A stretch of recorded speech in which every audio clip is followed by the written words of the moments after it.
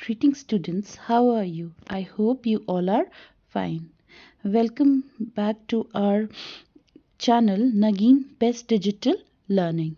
And I would like to welcome you to our English class also. And what were we doing? We were doing the chapter Father to Son, okay? And it is a poem, children, right? So, children, let us continue. We had read the chapter. Today, we'll do a little bit of summary and figure of speech. Children, let us just revise. Father to Son is written by Elizabeth Jennings. Now, Elizabeth Jennings is one of the most significant poets of the 20th century. And when we talk about 20th century, it is from 1900 to 1999. Okay, she was born in Lincolnshire on July 1926. She lived most of her lives in Oxford. Her works intensely relates personal matters in traditional and objective styles. Okay, now her prolific writers consistent devotion to poetry yielded over 20 books during her life. Now इसमें क्या है children, वो अपनी personal life से बहुत ज़्यादा परेशान थी, तभी वो ऐसे चीज़ों पे लिखती थी या ऐसे चीज़ों पे लिखती थी चिल्ड्रन जहाँ पर उनको लगता था कि which is related to the life, है ना। तभी हम उन पोएट्स के बारे में पढ़ते हैं. Okay, children, the poetic genius died on 2001 October 26 in the care home at the age of 74, right? Okay, children. Now, children, जब हमने ना कल पोयम पढ़ी थी, so there was a gap between whom? Gap between father and son. तो उस gap को हम क्या बोलते हैं? उस गैप को हम बोलते हैं generation gap. Okay, through which the father could not understand the son could not understand the father, right? Now see, generation gap is a situation in which older and young people do not understand each other. उनके जो perspectives हो जाते हैं, उनके जो views हो जाते हैं, वो children बहुत ज़्यादा different हो जाता है, right? So that is why the children cannot understand each other, right? Because of the different experience, because of the different opinions and ideologies, right? Habits and behavior. आपने कई बार देखा होगा, अपने पेरेंट्स के साथ देखा होगा कि उनकी जो आइडियोलॉजी है, उनकी जो सोच होगी बहुत डिफरेंट होगी तुम लोगों से, right? Even it happens with us, right? So this is known as generation gap. अब जेनरेशन गैप क्या है? एक सिचुएशन है जहाँ पर कि जो ओल्डर पीपल है वो यंगर पीपल को अंडरस्टैंड नहीं कर पाते, क्योंकि वो सोचते हैं वो बहुत ज़्यादा एक्सपीरियंस है. बट जो यंगर चिल्ड्रन रहते हैं वो सोचते हैं कि नहीं, वी नो मोर. ठीक है, उनके ओपिनियंस डिफरेंट, हालांकि जो दोनों के ओपिनियंस गलत नहीं होते हैं, right, but they are different, right. Their ideologies are different, habits are different, and behavior, of course, जब opinions different हो जाते हैं, उनके experiences different हो जाते हैं, their behavior is also different. So that is why there is a generation gap between the son and the child. Okay, now children, what are we going to do? We are going to see the summary and then we will do the poetic devices. Okay, children, see, देखो, अब first stanza है ये. The poet shares his feeling regarding his relationship with the son. तो first stanza में the poet तो क्या कर रहा है? अपनी फीलिंग शेयर करी है, ठीक है. किसके रिगार्डिंग में? किसके? अपने बच्चे के रिगार्डिंग में. उनकी उसके साथ कैसा रिलेशनशिप रहता है, राइट? ही डजंट अंडरस्टैंड और no anything about his son in spite of living together for many years. वो क्या बोलने की कोशिश कर रहे हैं कि in spite of living together, वो एक साथ बहुत टाइम तक साथ रहते हैं, right? But he cannot understand और नो अबाउट हिम. वो उसके बारे में कुछ नहीं जानते, वो उसके बारे में कुछ अंडरस्टैंड नहीं कर पा रहे हैं, right. He is trying to continue a relationship in which how and when he was children sorry. And children, he is trying to continue a relationship like how and when he was with the son. Okay, तो वो क्या कर रहा है, वो ऐसे relationship को carry कर रहा है जो वो उसने अपने बेटे के साथ मनाया है, बट एक साथ में रहने के बावजूद उनको एक दूसरे के बारे में कुछ नहीं पता है. They can not understand each others feeling, they can not understand each others perspective. तभी तो हमने क्या, इससे पहले हमने जनरेशन गैप के बारे में पढ़ा था, right. Now let us move on to second stanza. Now it says in this stanza, father acknowledge his role in the communication gap between his child and himself.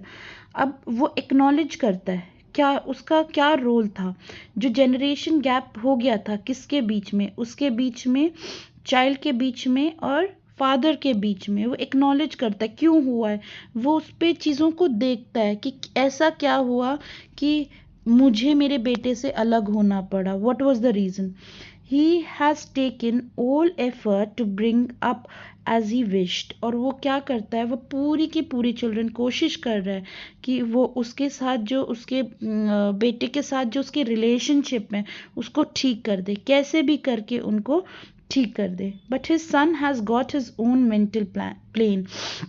और बट उसका जो son है, he has got his own mental, उनको जो उनके बेटे हैं उनको अपने सिचुएशन देखना है, right.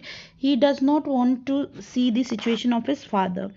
His son was in a place that he could not access. और वो बेटा ऐसी जगह है जहाँ पर उनका बेटा उसके फादर अपने बेटे को कहीं एक्सेस नहीं कर पा रहे, मिल नहीं पा रहे. May be he is away. Okay, he has his own plans, right. तो क्या है इन दिस, वो ठीक करने की कोशिश कर रहे हैं जो भी फादर और सन के बीच में रिलेशनशिप स्पॉइल हुआ था, वो क्या करना चाह रहे हैं, ठीक करना चाह रहे हैं, right. Now let's move to the third stanza. There is silence between the father and the son. Silence, वो दोनों चुपचाप रहते हैं. इवन दो चिल्ड्रन वो एक साथ होते हैं, वो बहुत ज़्यादा चुपचाप रहते हैं. The father very badly wishes that, like a prodigal son, his son also come back to his son after realizing his mistake. Prodigal son who spends a lot, ठीक है, who spends a lot. ठीक है, दोनों के बीच अगर वो एक साथ होते भी हैं तो there is a silence, they do not talk to each other. So the father very badly, अब वो फादर क्या विश करता है कि मेरा बेटा बहुत ज़्यादा स्पेंड करता है, बट अगर वो स्पेंड भी करता है वो चाहता है कि मेरे पास वो घर आ जाए.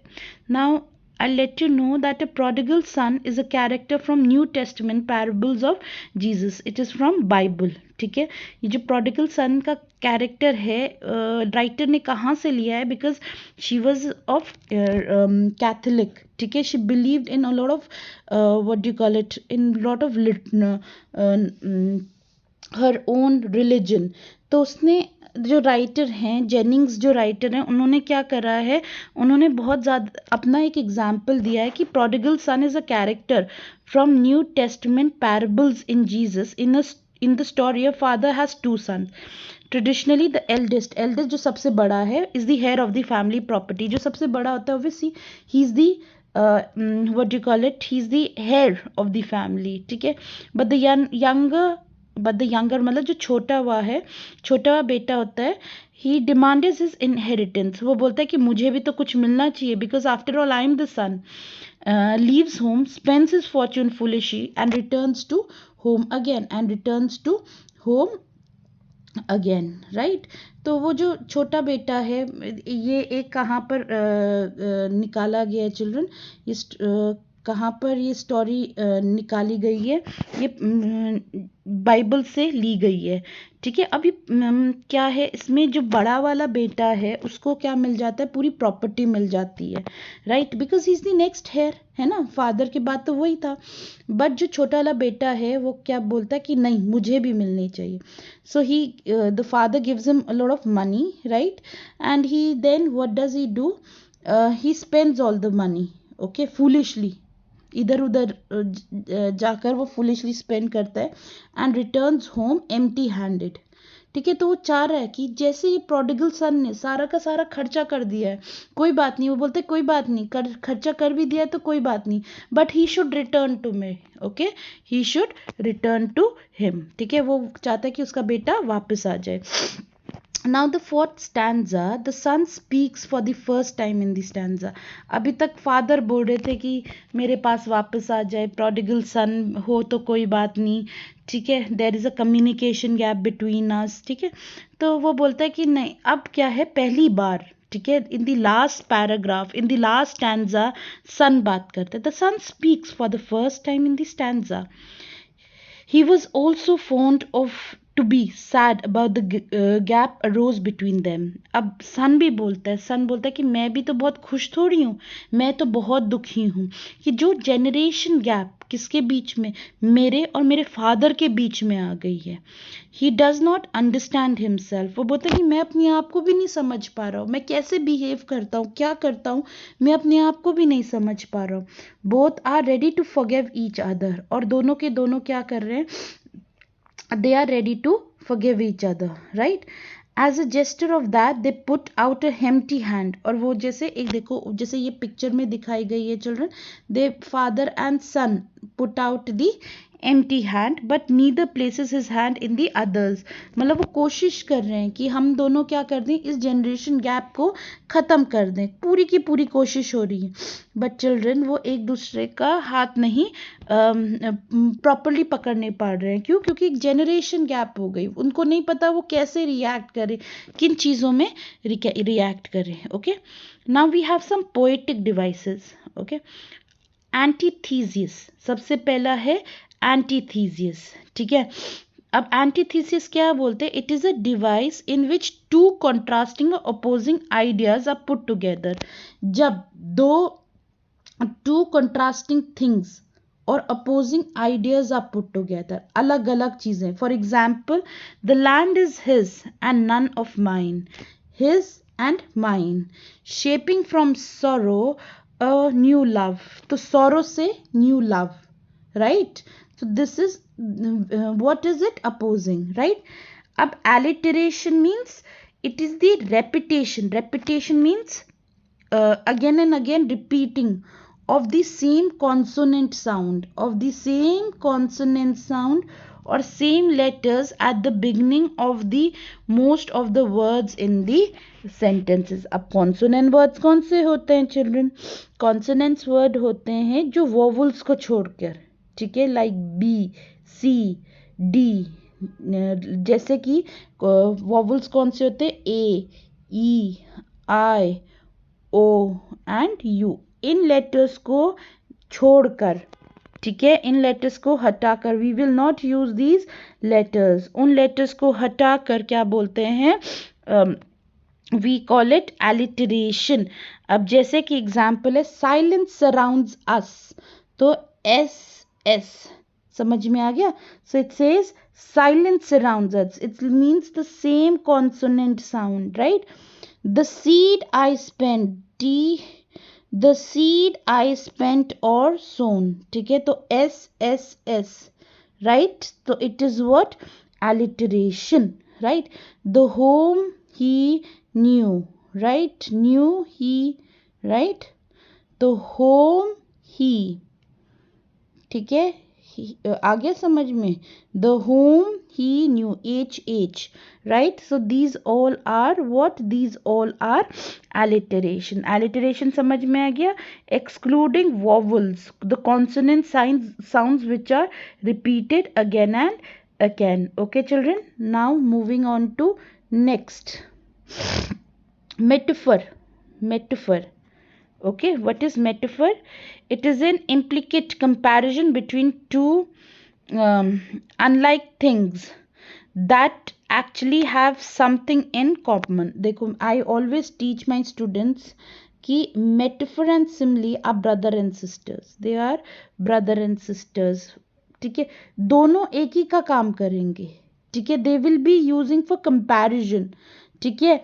बट सिमिली का क्या रोल होता है, when we use like and as, तो हमें पता चल जाता है कि क्या है simile. but when two things are compared, ठीक है, when two things are compared without using like or as, right? When two things are compared without using like or as is known as metaphor. I always call they are brothers and sisters. See, metaphor is an implicit comparison between two unlike things that actually have something in common. ठीक है, the land is his and none of mine. The words seen, sown of and land are metaphors for the father's effort that he made to build loving relationship with his son. तो बोलते हैं ना seed और सोन, ठीक है, तो वो क्या पहले सीड को किससे कंपेयर कर रहा है, अपने बेटे से कंपेयर कर रहा है कि जैसे सीड सोन करते ना लैंड में, are metaphors for father's effort, father ने क्या कर रहा है, एक बिल्ड कर रहा है, क्या करने की कोशिश कर रही है, रिलेशनशिप को बिल्ड करने की कोशिश कर रही है, ठीक है। And simile we speak like strangers, the poetic device used is simile.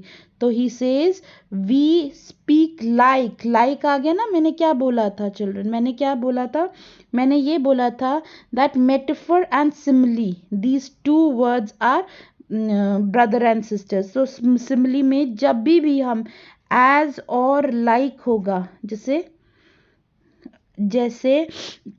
We can say as black as a coal, तो देखो एज आ रहा है ना, तो इट इज अ सिमिली, ठीक है children, what is it, it is a simile, right. So that is what, हालांकि दोनों के दोनों चिल्ड्रन, हालांकि दोनों के दोनों are used for the comparison of something, ठीक है। अब देखो the words like seed sown of land are metaphor, इसमें देखो लाइक और एज भी नहीं है, ठीक है, समझ में आ गया, इसमें तो एज और लाइक नहीं है, बट हम क्या कर रहे हैं, सीड सोन को किससे कंपेयर कर रहे हैं, फादर के एफर्ट से, उनके प्यार से, पर हालांकि कंपैरिजन तो है ना, सो that is why, right. I hope you could understand all the poetic devices along with the summary of the poem. Thank you children, thank you so much. Kindly like, subscribe and share. Okay, thank you children.